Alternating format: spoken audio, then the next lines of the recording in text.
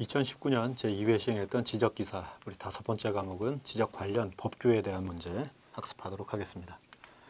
첫 번째 문제는 용도지역 안에서 건폐율 최대 한도를 20% 이하로 규정하고 있는 지역에 해당되지 않는 것은, 그래서 20% 이하로 규정하고 있는 게, 우리가 용도지역을 우리가 크게 세 개로 구분을 하면 도시지역, 또 관리지역, 그 다음에 보전지역, 이렇게 이제 구분하게 되겠죠.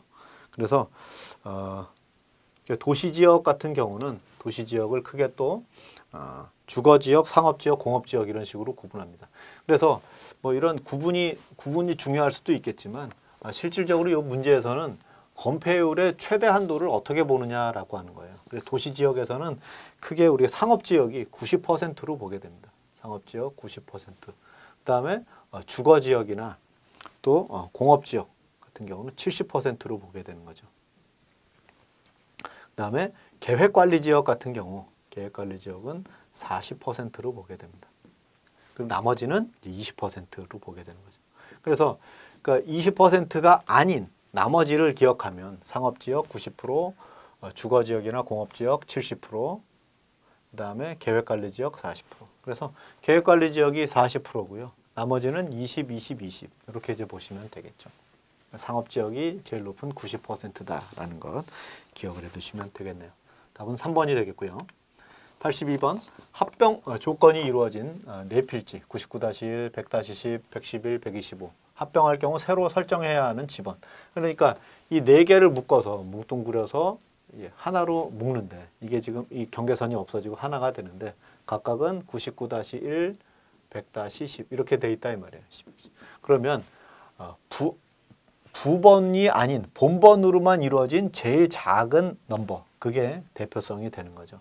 그래서 125와 111이 부번 없이 본번으로 이루어진 지번이 되는데 그때 작은 거는 111이 되는 거죠. 그래서 111번이 새로 설정하는 지번이 된다 이렇게 볼 수가 있습니다. 그래서 합병이 이루어지기 전에 가장 작은 거는 99-1이지만 이거는 -1이라고 하는 부번이 따르게 되는 거죠. 그래서 얘네들은 해당 사항이 없고 본번으로 이루어진 번호 중에 가장 낮은 번호, 그것을 우리는 새로이 설정하는 그러한 지번으로 보게 되는 것이죠. 83번 지적공부에 등록하는 지목의 설정 기준으로 옳은 것은, 지목을 설정을 해요. 그러니까 지목이 총 28개 지목으로 표시를 하게 되는데 그 지목을 공시지가를 기준으로 아니죠. 물론 이제 그 임야냐 혹은 뭐 대지냐에 따라서 임야보다 대지가 비싼 경우는 거의 없죠. 대로 이루어지는 지목이 훨씬 더 비싸다. 근데 이제 그 공시지가를 가지고 토지를 구분하지는 않습니다. 지형 지세나 토성 분포 이런 것들로 되는 것도 아니고요. 토지가 주로 어떤 용도로 활용되느냐라고 하는 용도 지목을 우리는 쓰고 있습니다. 토성 지목도 아니고 용도 지목으로 쓰고 있기 때문에 토지의 주된 용도를 찾아서 그것을 지목의 설정 기준으로 삼게 된다. 답은 2번이 되겠습니다. 84번 축척 변경 시행지역의 토지는 언제 토지의 이동이 있는 것으로 보느냐. 그래서 축척 변경에 대한 시행지역의 토지다라고 하는 것은 축척 변경에 대한 확정 공고일에 토지의 이동이 있는 것으로 보게 되는 것입니다. 우리는 공간정보의 구축 및 관리 등에 관한 법률 시행령 제78조에 보면 축척 변경의 확정 공고에 해당하는 항이 있습니다. 여기에 축척 변경 시행지역 토지는 제1항에 따른 확정 공고일에 토지의 이동이 있는 것으로 본다. 확정 공고일에 토지의 이동이 있는 것으로 본다라고 시행령 78조 기술하고 있습니다. 85번 부동산 등기법상 등기기관이 토지 등기 기록에 표제부에 기록하여야 될 사항이 아닌 것은, 이제 표제부가 있으면 표제부가 있고 그 소유권에 대한 갑구와 을구가 있습니다. 그래서 갑구는 뭐냐면 갑구는 소유권에 관한 권리, 그 다음에 을은 소유권 이외의 권리. 그러면 이제 표제부에 들어갈 내용은 뭐가 있냐면 표지 번호, 그 다음에 뭐 접수, 소재, 지번, 지목, 면적, 등기 원인, 기타 사항 등이 있습니다. 등기 원인이나 지목이나 면적 등은 있지만 좌표는 해당 사항이 없겠죠. 그래서 갑구는 소유권, 을구는 소유권 이외의 권리에 대한 소유권 이외의 사항에 대한 부분이 들어간다. 이제 표제부에 들어갈 내용, 좌표가 해당 사항이 없다라는 것 보실 수가 있습니다. 자, 86번. 부동산 등기법상 등기할 수 있는 권리가 아닌 것은. 자, 이 문제가 본 회차에서는 두 문제가 나와 있습니다. 똑같은 내용을 이제 알면 유치권, 임차권, 저당권, 권리질권. 그래서 유치권에 해당하는 부분은 등기할 수 있는 권리가 아닌 거죠. 자, 유치권, 해당 사항이 등기할 수 있는 권리와 등기할 수 없는 권리 이렇게 이제 구분이 되는데 등기할 수 있는 거는 뭐 당연히 소유권 같은 거죠. 등기할 수 있는 거는 소유, 내 소유다라는 걸 등기를 할 수 있는 거고 지상권, 여기 임차권이나 혹은 뭐 저당권, 저당이 잡혀 있는데 뭐 권리질권, 채권, 담보권 뭐 이런 부분 등기할 수 있는 권리가 된다면 유치권, 난 여기 유치했다 뭐 이런 거 혹은 점유권, 유치권, 점유권 이거 이제 대표적으로 등기할 수 없는 권리가 되는 거죠. 유치권이나 점유권, 동산질권, 분묘기지권, 특수지역권 이런 것들은 등기할 수 없는 그런 권리가 되겠습니다. 유치권이나 점유권 기본적으로 좀 알아두시면 좋겠습니다. 87번. 공간정보의 구축 및 관리 등에 관한 법률상 토지의 이동으로 볼 수 없는 것은. 자, 토지의 이동으로 볼 수 있는. 그러면 관한 법률에 지금 토지의 이동을 정의를 하고 있다는 거죠. 그래서 법률 제2조에 보면 정의가 나오는데 거기에 토지의 이동에 대한 정의를 다음과 같이 하고 있습니다. 토지의 표시를 새로 정하거나 변경 또는 말소하는 것. 그렇죠? 토지의 표시를 새로 등록하거나 혹은 변경하거나 말소하는 것. 자, 이런 것들. 그러니까 토지의 표시에 대한 사항을 새로 정하거나 변경하거나. 그러니까 지적도에 등록한 경계, 토지의 표시로 보는 거죠. 경계도 표시로 보고. 지적공부에 등록한 지목을 변경한다든지, 뭐 지목을 변경할 수도 있어요. 그러니까 소유권에 대한 변경은 이건 이제 어디서 하는 거냐면 등기에 대한 그런 부분이 되겠죠. 토지대장에 등록된. 그러니까 이거는 지금 토지의 이동으로 볼 수는 없는 겁니다. 토지와 누가 소유했냐도 굉장히 중요한, 우리의 관점에서 보면 굉장히 중요한 얘기가 되는데 그거는 지적 관련해서 토지의 이동으로 보는 그런 내용으로 볼 수가 없다. 등록된 좌표를 변경한다거나. 그래서 이제 다 변경에 대한 그런 내용이잖아요. 새로 정하거나 말소하거나. 이거는 지금 해면이 돼서 말소하는 거고요. 해면성 말소. 새로 등록하거나 새로 정하거나 변경하거나. 근데 이 변경 중에 소유권에 해당하는 그러한 내용이 토지의 이동으로 볼 수 없는 그러한 내용이다라고 볼 수가 있는 거죠. 자, 88번. 공간정보 구축 및 관리 등에 관한 법령상 축척 변경하는 설명으로 옳지 않은 것은. 그래서 지적소관청이 축척 변경의 확정 공고를 했을 때 지체 없이 축척 변경이 확정된 사항을 지적공부에 등록해야 된다. 맞는 설명이 되겠죠. 자, 두 번째, 청산금의 납부, 지급이 완료됐을 때 지적소관청은 7일 이내에 축척 변경 확정 공고를 해야 된다. 이거는 이제 7일 이내가 아니라 지체 없이 해야 돼. 1번처럼, 1번의 설명처럼 지체 없이. 그래서 2번이 옳지 않은 내용이 되겠고요. 세 번째, 축척 변경 확정 공고에 따라 해당 사항을 지적 공부에 등록할 때 지적 또는 확정 측량 결과도 또는 경계점 좌표에 따르고 축척 변경 위원회는 5명 이상 10명 이하의 위원으로 구성하되 위원회 2분의 1 이상 토지 소유자로 해야 된다. 또 맞는 설명이 되겠습니다. 이거는 축척 변경의 확정 공고에 해당하는 그러한 부분도 공간정보의 구축 및 관리 등의 법령 시행령에 나오는 얘기죠. 시행령 78조의 축척 변경의 확정 공고. 우리 확정 공고 앞선 문제에서도 이제 출제가 됐던 그러한 부분이 되겠습니다. 89번. 국토의 계획 및 이용에 관한 법률의 정의에 따른 도시군 관리 계획에 포함되지 않는 것은. 자, 기본적으로 앞선 문제에서도 뭐가 나왔었죠? 정의를 묻는 토지의 이동. 토지의 이동이라고 하는 게 지금 뭐냐? 토지 이동에 포함되지 않는 것을 정의로 물었었습니다. 여기도 마찬가지로 또 다른 법률, 국토의 계획 및 이용에 관한 법률의 정의에 대해서 도시군 관리 계획에 포함되지 않는 것은 뭐냐? 그러니까 도시군 관리 계획이라고 하는 것이 뭐 광역시라든지 뭐 특별시라든지 혹은 또 어디입니까?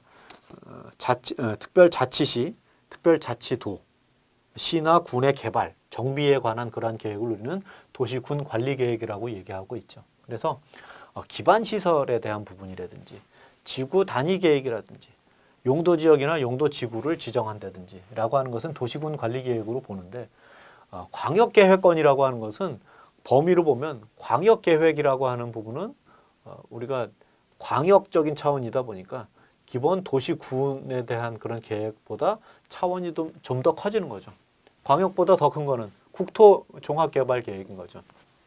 그래서 어떤 범위를 여러분이 보시게 되면 국토계획이냐 광역계획이냐 혹은 도시군관리계획이냐 이런 것들 차이를 볼 수가 있기 때문에 광역계획권에 대한 기본 구조나 발전 방향을 정하는 것, 이런 거는 광역계획에서 해야 되는 거죠. 도시군관리계획에서 그 범위를 벗어나는 그런 보다 포괄적인 그러한 개념이다라고 볼 수가 있는 겁니다.